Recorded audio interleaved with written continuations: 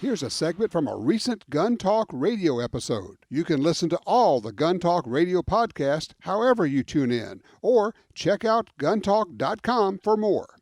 Hey, I mentioned this story I just saw this week, written by a fellow named Walter Rhine, R-H-E-I-N.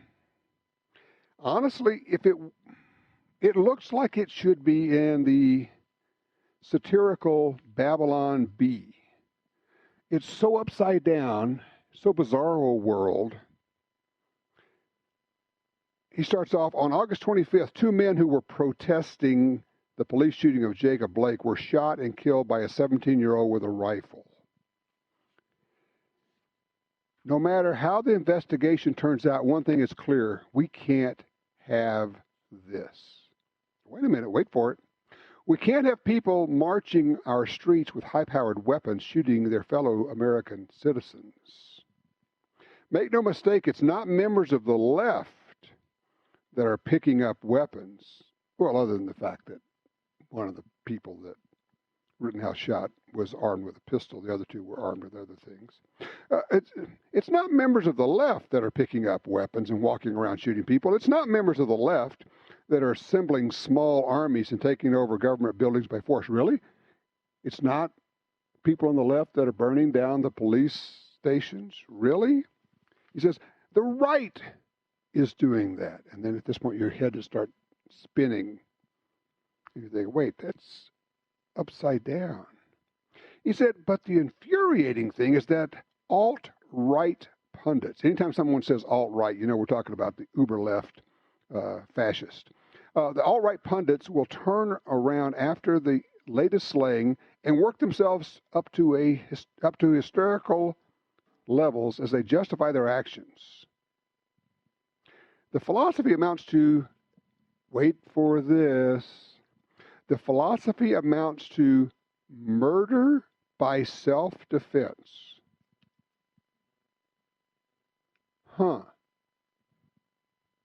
Murder by self-defense. So if you shoot and kill someone who's trying to kill you, which it appears that all three of these people were trying to kill Rittenhouse, Kyle Rittenhouse,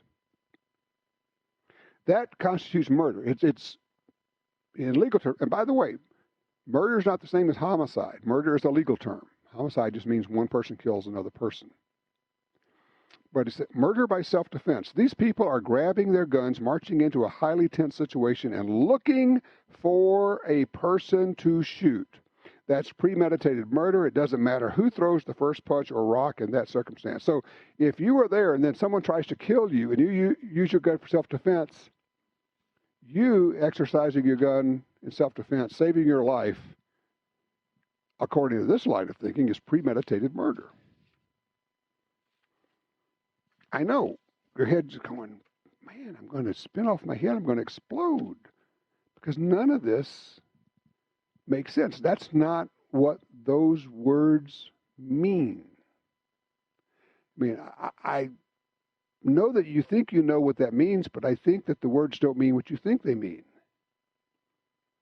You can't just say self-defense is murder,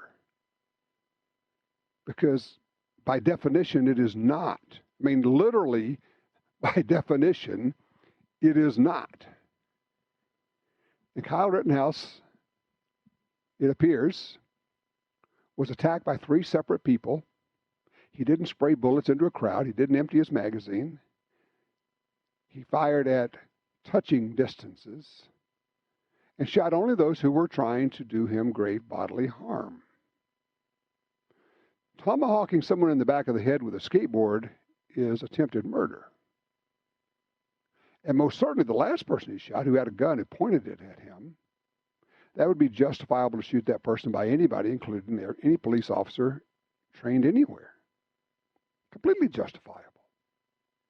Saw an article that says, these are the reasons why Kyle Rittenhouse will get off. You know, legal use of firearms in self-defense is not exactly getting off of the charges. He may be acquitted. He may end up having the charges dropped. Who knows? Although it's become so political, it may be difficult for the prosecutor who has overcharged this much to drop them. And it may be that they've overcharged with the full intent of offering a lesser plea and getting something, making it go away so the prosecutor can say, see, we did something here. We shall see, as we say. I wrote a piece about this. I hope you are getting our newsletters. If not, go check out guntalk.com. You can find them there. But you need to go sign up for our newsletters at guntalk.com. The piece I wrote this week was talking about, do you go or do you stay? Do you go to these events to try to help protect your neighbors and their buildings? My conclusion is it depends, and I don't know what the right answer is, but you need to go in with your eyes open as to what could happen. You could end up in a Kyle Rittenhouse situation. You could be sitting in jail being charged with first-degree murder. As I say, I'm not saying one is right, one is wrong, you should or you shouldn't, but you need to go into it with your eyes open. You might want to take a look at that.